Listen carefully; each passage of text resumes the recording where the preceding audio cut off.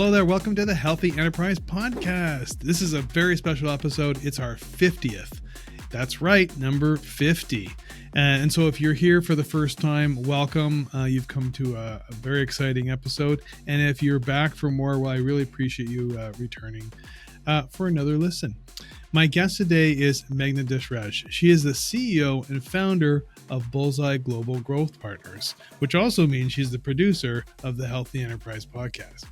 With a background in corporate strategy, finance, technology, and marketing, she combines data-driven strategy with creative execution. Her leadership has fueled over $1 billion in direct client revenues, making Bullzeye a trusted partner for sustainable, high-impact growth. I'd like to welcome Meghna Deshraj. Meghna, thank you for joining me today for this episode. I know you're looking forward to doing this, so thank you for your time today. I'm looking forward to our conversation. Thank you, Pete. Thank you for having me. You're very welcome. Well, why don't you start with a little bit of an introduction of yourself to listeners about who you are and what you're currently doing right now with the company that you are the CEO of. All right. So I'm Meghna Deshraj. I'm the CEO and founder of Bullzeye Global Growth Partners. What we really do is, as the name says, we partner up with the companies and help them grow. Our superpower is marketing. That's how we started. But now we are evolving. And we have always been growth partners, but now we are kind of sort of rebranding it to really call ourselves growth partners. So that's a little bit about me and the company. So when you, how long ago did you actually get into the marketing space? Because you've done quite a variety of things. You're also an entrepreneur. You have had several companies under your belt over the years, but then you actually really moved into marketing as a priority company. So what was your inspiration for doing that? So, going back in the history, 20 years ago, I can't believe it's been 20 years. 20 years. Yep. Yeah. Goes by fast. The days go by slow, but the years go by fast. Yes, I agree. I came to US on a work visa, so I was not allowed to be an entrepreneur because of the limitations. So right. I love to write, so I started writing and created a blog on the side, and it's not considered a separate business, but it got a lot of traction. So I had a huge following, numbers, ad revenue, all of those good stuff.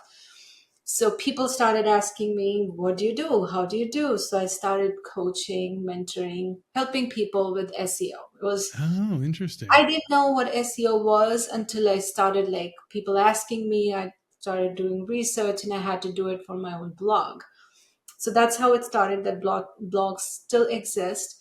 But then, when I was not bound by my corporate stuff and I quit my corporate job, I completely shifted to marketing space because that's what I was helping on the side for a very long time. So that's one part of my business and how I got into marketing. That's interesting. So it was your entrepreneurial venture that kind of forced you into kind of doing your own marketing and learning how to do that. And that's kind of where you caught the bug and took it from there. But prior to that, you were mentioning you were existing in the corporate world. So you had your taste of that as well, right? Consulting. I was consulting for a long time for multiple industries like healthcare. I was in audit, by my degree, I'm an auditor. So accounting was there in my blood or right. auditing, going and consulting businesses on the finance processes. That was kind of like my bread and butter, but I was into costing. So I went to the shop floor too. So I have the experience into seeing different industry from a very different perspective, auditing and then basically telling them how it needs to be done to be more efficient. And then my corporate job was into data and then as well as process efficiency. and Mm. functional efficiency. So those are the things that I did in my corporate world, which helped me in my marketing side too, because when we work with businesses, you need that experience of like, okay, what authority do you have to tell me how it needs to be done? Hmm. How does that come to you, right? That came to me because, as I said, like when I was consulting for Accenture, for Infosys, and a couple of other companies, I get to experience those things firsthand. When I started my auditing work, I was sitting in a very small basement office with everybody like almost 20 years older than me and telling me what to do. And all my work was to basically follow what they do and tell them what they're doing or doing wrong, or giving my perspective as a third person. So Right. I did that for a long time. So, that gave me exposure to multiple industries. And that's what I kind of bring to my clients. And with marketing, I've worked with every type of business. I've worked with cleaning service company, painting companies, companies that does like great innovations in biotech, right? Or take any industry. So I've worked with all variety of industries all my life. So that's what I bring to my company.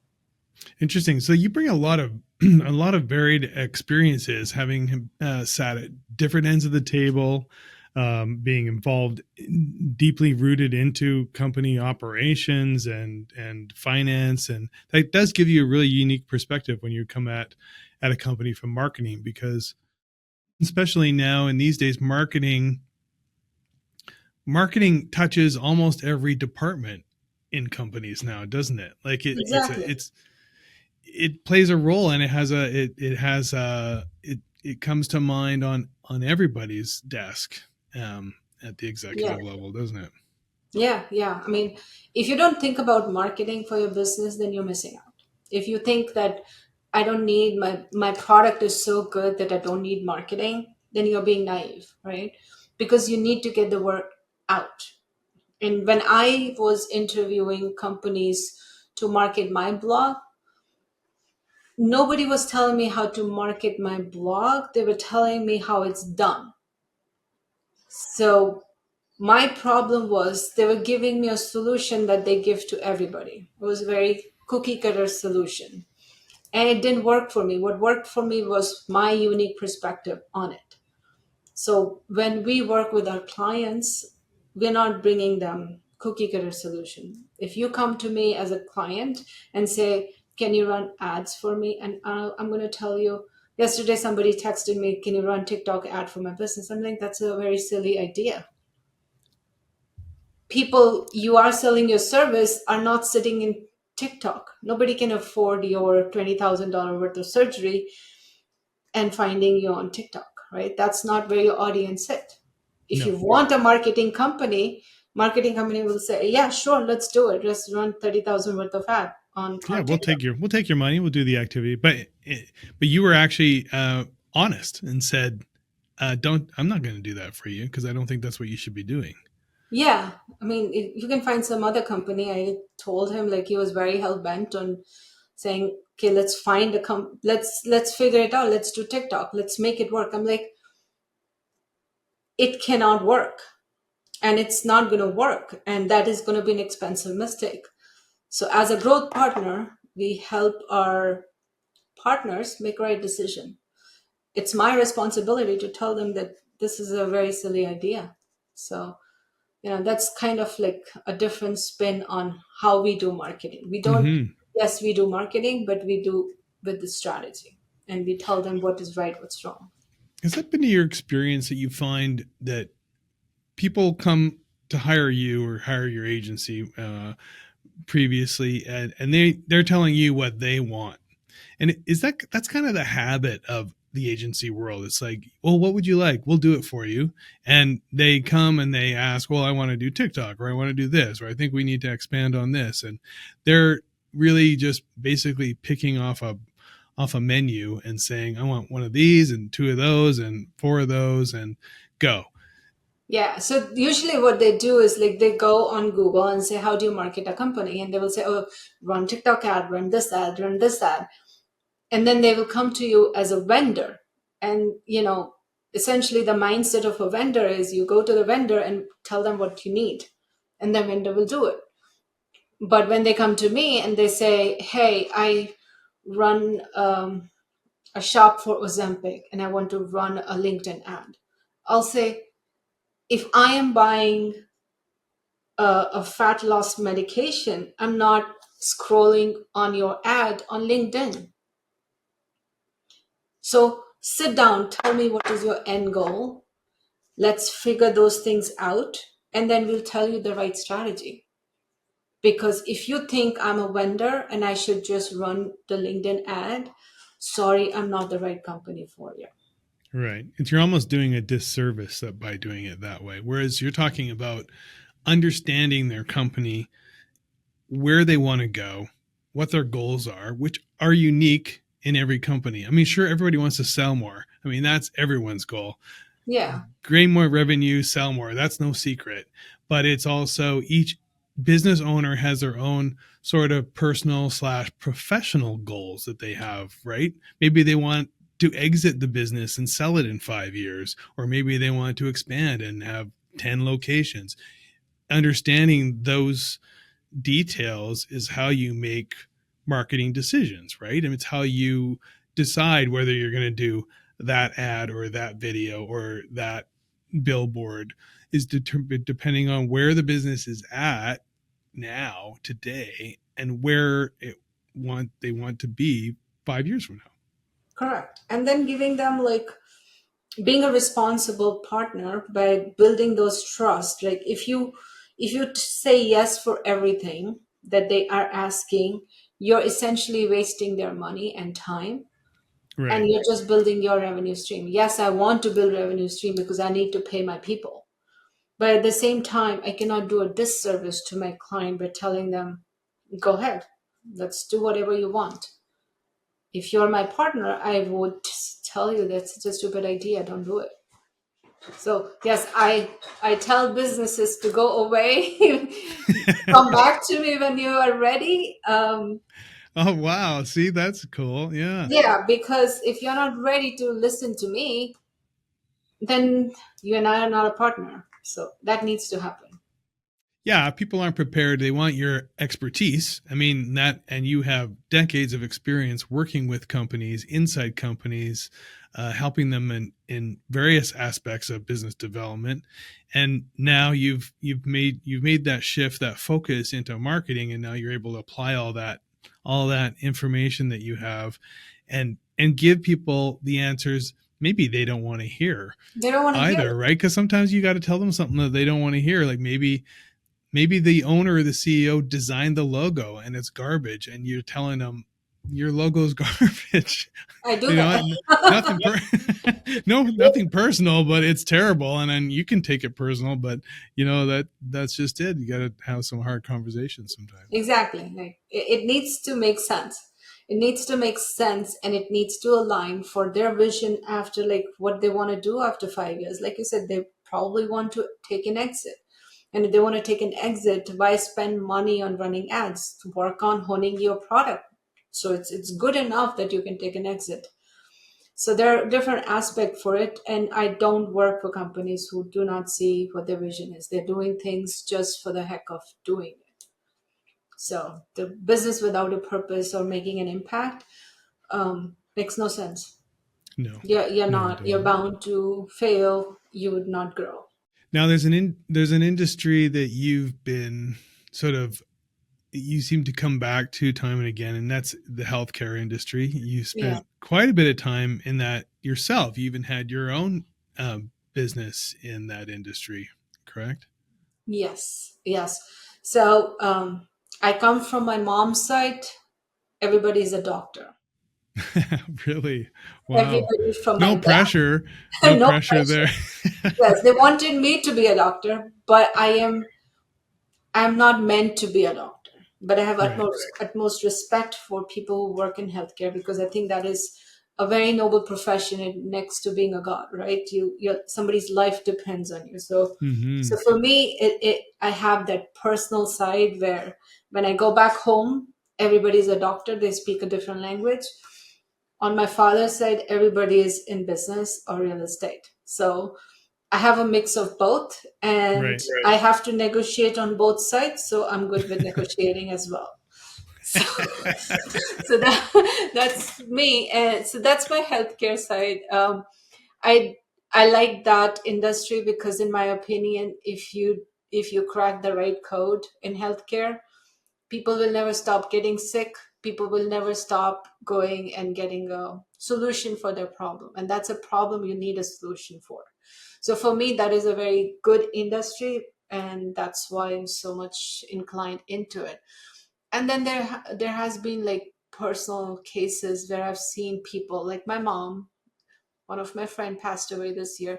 So I see how much damage it can make if you don't have access to good healthcare.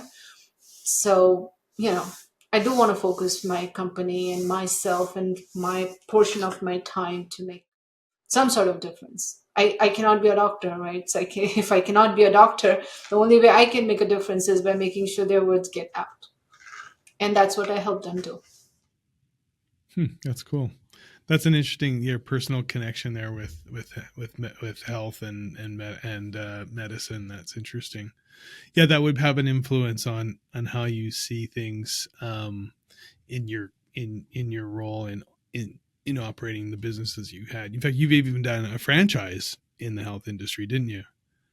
I am working on building one, yes. Yeah, yeah. And I do kind of sometimes if my client make wrong decision, I do come out to them as like, okay, it impacts me personally. Of one wrong decision can impact me personally down the line, like, or somebody I love. So my personal motivation comes out too, right? I can fight with them on that aspect if they're making wrong decision or if they're not making enough decisions. So yes, I get like personally affected, get personally attached. I started working on a plan for, I cannot say the complete plan or the name yet, but yes, I am trying to get the word out and create a franchise chain for a company that is going to make a big difference on a lot of lives. Exciting, exciting, very exciting. There's it doesn't sound like you sit still for very long. No, I don't. I don't. This is my fourth set of coffee, so what do you expect? That's your fuel. Yeah, I can relate.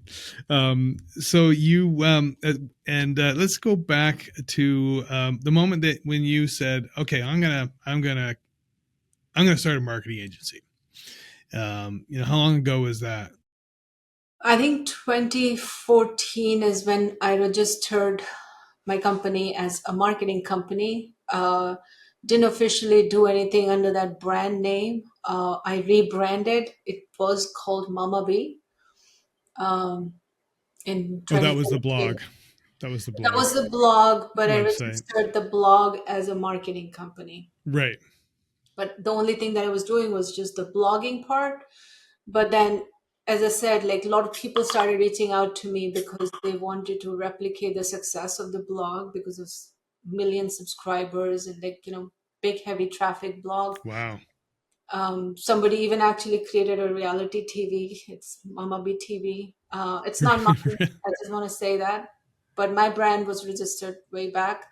Wow. So, um, so I started giving those mentoring on the side, and the revenue started building, building, building to the point where I said, okay, this can become something full time. Yeah. You So I found you found another thing that you can counsel people on and help them. Yeah, so Mama B still exists. Mama B LLC still exists.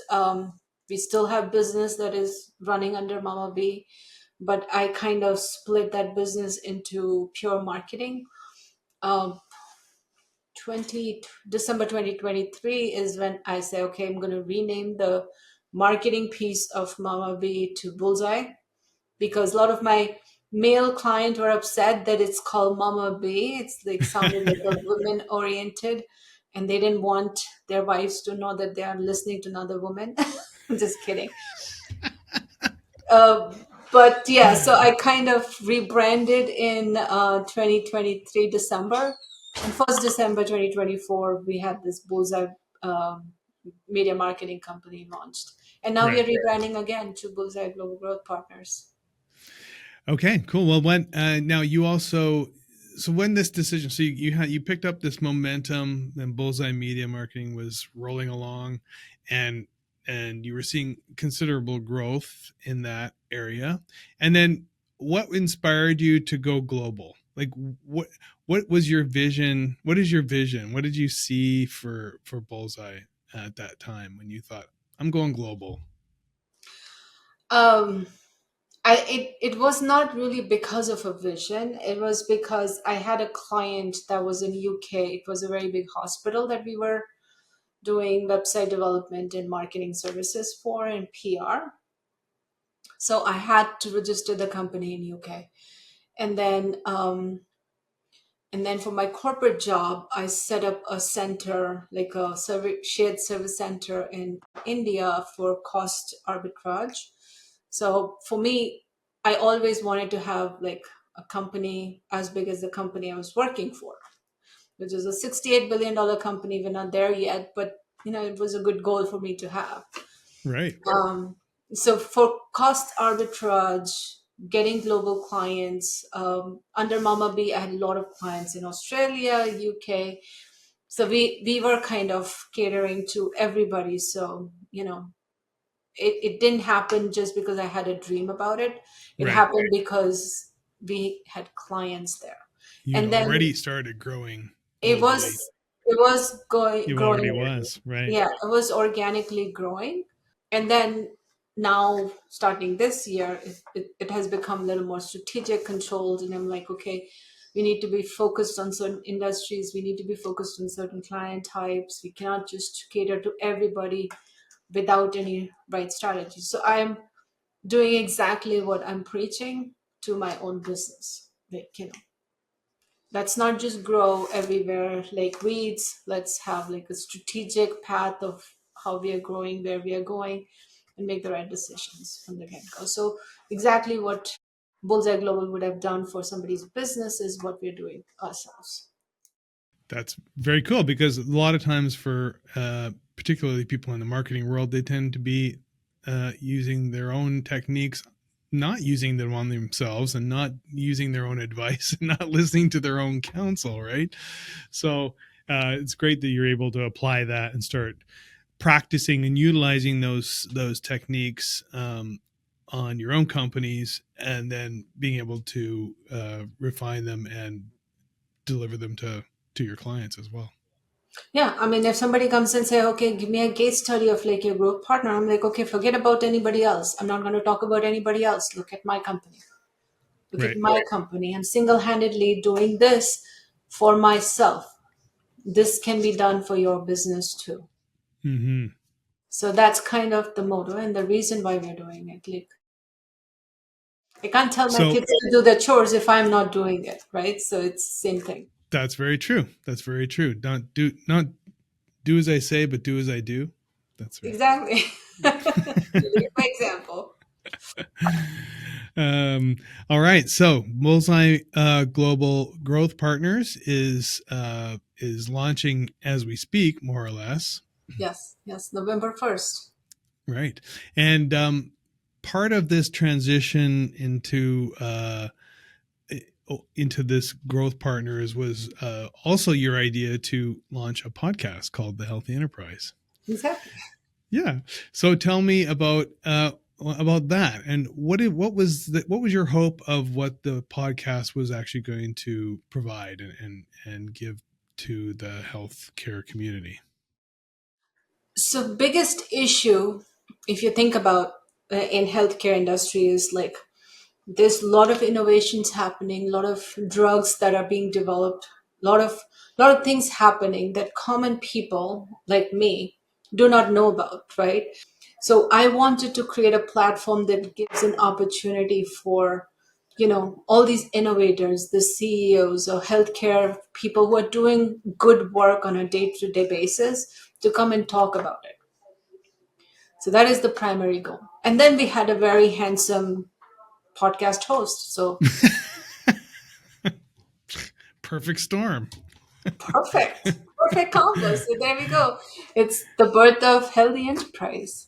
I Yes, want different and people to have the platform to talk.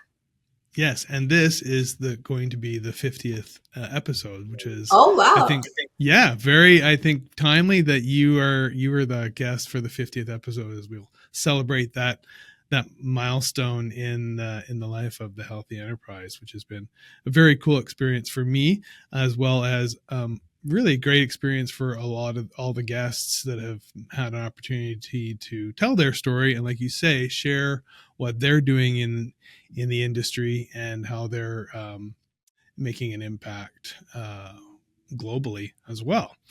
On top of that, as we explored more in this industry and discovered that there is a lot to be learned and a lot of growth in the world of investment and about how that environment operates. And in fact, you're actually practicing that yourself too, right? As an investor, it's a kind of you're pioneering your own experience in that world, correct? Yes, so I've been an angel investor over 15 years. As I said, like, when I came on work visa, I cannot do business myself, right? I was tied to my corporate world. So I kind of started dabbling into angel investment. I started helping businesses with money that I made. I gave it to them, and then came on the board with a couple of small startups. That's how it started. Some businesses survived, some took an exit, and DocuSign, 23andMe. It's not a good example. 23andMe is like gone bankrupt, but I made my money. But yes, it started with that. Like, as I said, like I was always interested and intrigued by healthcare. So that was one of the industry I was kind of investing for a long time. Now I'm investing in a company called Koning. They're doing great job with bringing the breast imaging technology to the market. Um, but yeah, I've been investing for quite some time. As I said, I'm an accountant by heart. If the numbers make sense, and as an entrepreneur, if I see the vision, I like the CEO of the company. I see good portfolio, like of the strategic decision that they're supposed to take, making the right strides and evolving the company. I do like to invest with them. So that's been something I have a good portfolio of companies that I've invested so far, and I'll continue to do so. I'm an investor, and I want investors to come on this show as well to kind of explore all the tech CEOs who have been on the platform. They need to see all the good work, and they need to invest by making the right decisions, and that's what I do. And that's an important part of the growth partner experience with Bullseye as well, right? Is that, that is a partnering comes down to not only partnering in making decisions about marketing, about making decisions about business and, setting goals and setting the vision and things like that, but also partnering in the financial aspect, whatever that looks like. It could be a variety of different equations or models for that business relationship, but that is part of the growth partner process as well, right? Is the financial partnering. Yes, yes, we do partner. We do take into equity stake on some companies. It's important because when somebody's money is involved, you become accountable. Hmm. So Yeah, when you skin are in the when you, game. skin in the game, it's called skin in Yeah. the game. Whether that skin in the game is by bringing money to the table or by bringing your expertise to the table, because that expertise costs money too. Yeah, that has value, That 100%. has a lot of value, right? Sometimes it's more value. If you don't bring money to the table, sometimes people don't value, right? So we need to have some value attached, and then in the partnership, what values is the trust. You need to build that trust, build the accountability, and then that partnership is equal partnership. I don't want a company to work with where the company will say, oh, we're doing budget cuts, we're going to let you guys go. That's not how it works. When it's partnership, it's partnership. When you're Right. going through tough times, we are going through tough times, and we are working towards making this better time. So And what something better to way? say about this, yeah. So that's kind of the important aspect of this. And what better way really to instill trust than to share the risk? And Yes. where you share the risk, you share the loss, or you share the victory as well. And that's a partnership. Yeah. And that has to be very clear when we are entering into a relationship, with any new client or any new partner. Right. And that's really again where you bring all your experiences over the last 2 decades in working with so many businesses, such variety and such um, exposure to all those scenarios, and I'm sure a number of challenges you've experienced through all of that. Maybe let's talk a little bit about that. What about your challenges? What are some of the biggest challenges you experience or have experienced in being in business for yourself? The biggest challenge was I had to be really creative. Being a being an immigrant was not very easy to get into this world, right? But in America, it's easier compared to anywhere else. Um, it's just the complexity grows bigger, and but if you're creative enough, you can do it. Um, Challenge when I was young, it was just because you're young. That was another challenge. Being a woman is not a challenge anymore, but it used to be. Um, when I was in India, it was a big thing, but I think that has gone away. I don't think so. That's a issue anymore. People might still fight for it, but I think we women have equal rights. We are very strong. We do anything what we want to do. So I think that's not an issue. And I am kind of hopelessly very positive, so I don't see challenges as challenges. I just see it's a issue, something that needs to be figured out, fixed, and move on. I don't kind of pine on or do remember a big challenge.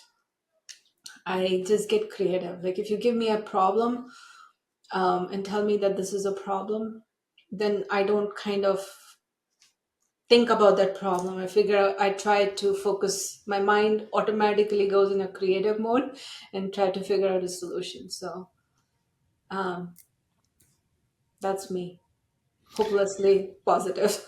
Hopelessly positive.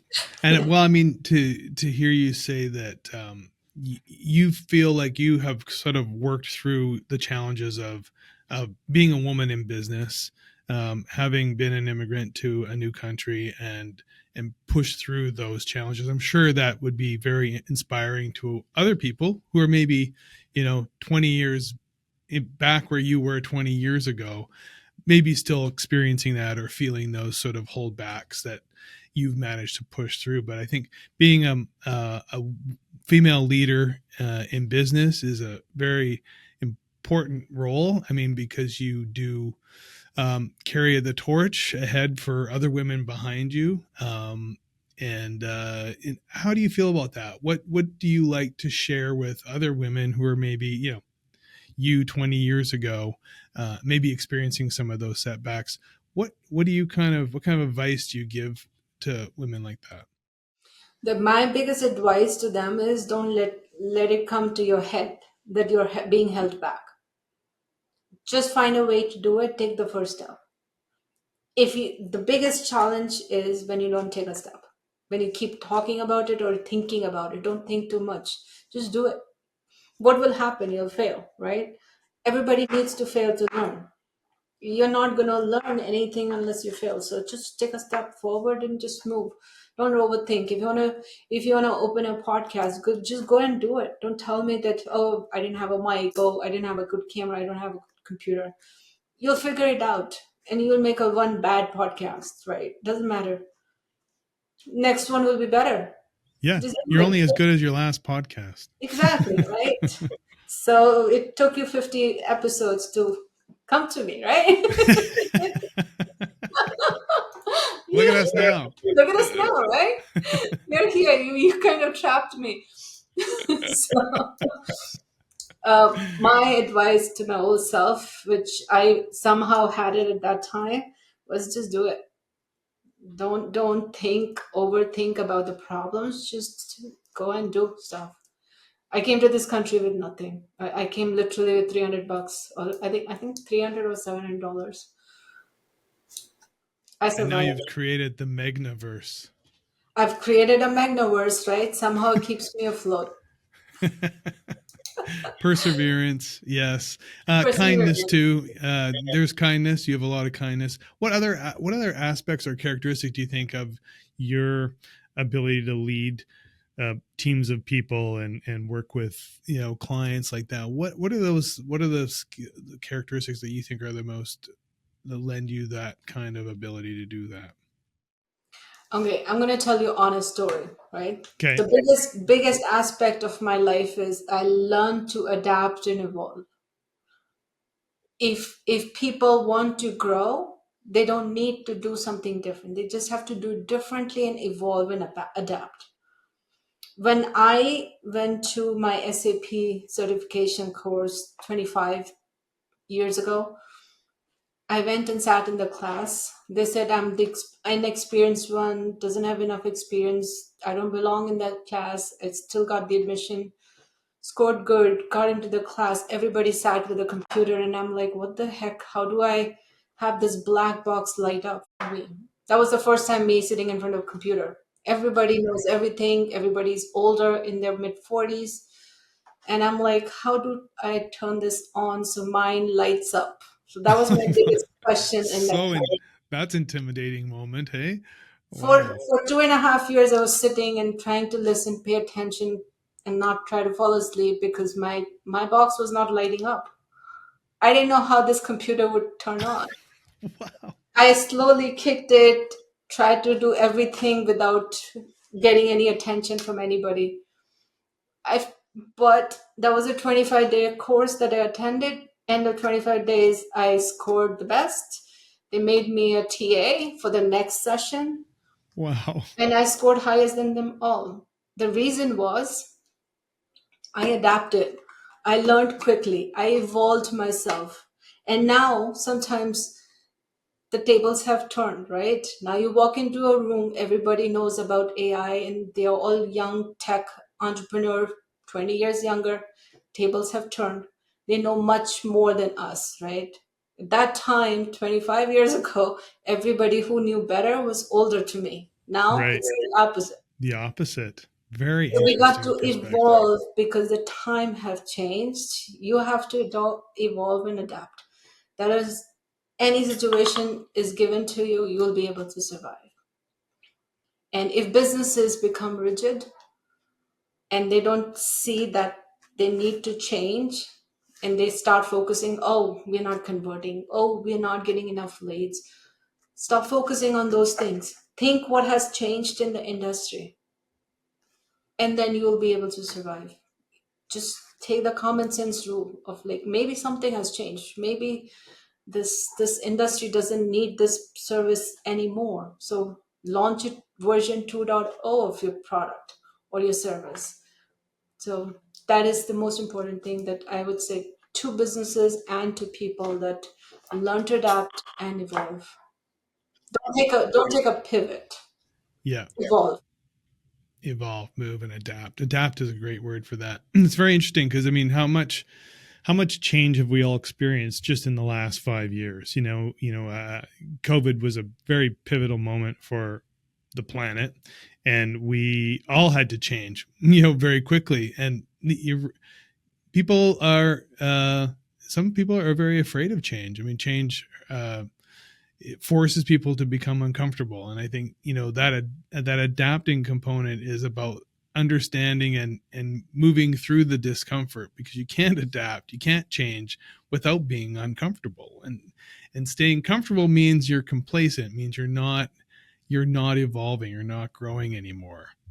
And so maybe that means locking arms shoulder to shoulder with somebody to walk you through that change and getting the support you need to make that adapt to that new environment or that new time or the innovation that's come along or the new soldiers or troops or staff that are coming in the door that you don't know how to talk to, you don't know how to connect with, you don't know how to communicate with because they're different and you don't want to change your ways. But if you can find the right people to partner with to help you through that change, you can make it.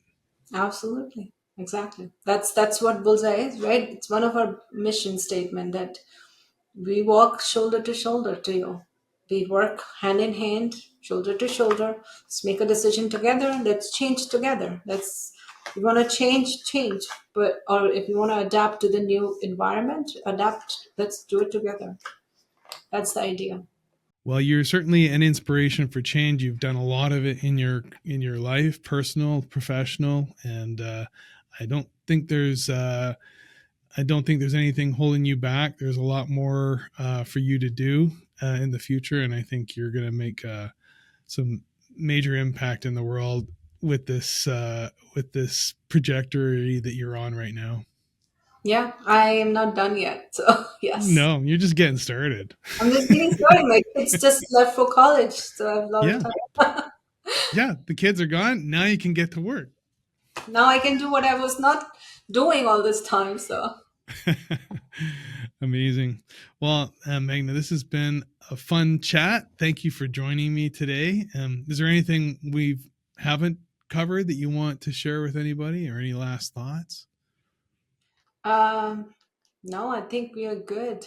We are rebranding. Come check us out. We'll have a new website, and we are ready to talk to you if you're ready to talk to us. Amazing. And they can find you on LinkedIn, Meghna Deshraj, and the website, if people are looking for information, is bullzeyeglobal.com. Is that right? Yes, it is. And it's a bullseye with a Z. Right. Because we're different. Good point. Bullseye with a Z. Yeah. Where did that come from, by the way? I didn't ask you that. Where did that name come from? I didn't want it to be just Bullseye because I was doing it differently. I always say great things are not something different. It's same thing but done differently.